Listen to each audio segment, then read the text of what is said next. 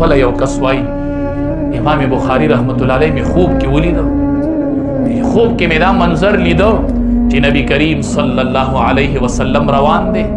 پلار، او وروسته پسې امام بخاری رحمت الله علیه روان، چې نبی علیہ السلام قدم داسې اوچت کی نو په هغه ځای باندې امام بخاری رحمت الله علیه د پاسه قدم کی، نبی علیہ السلام قدم اوچتای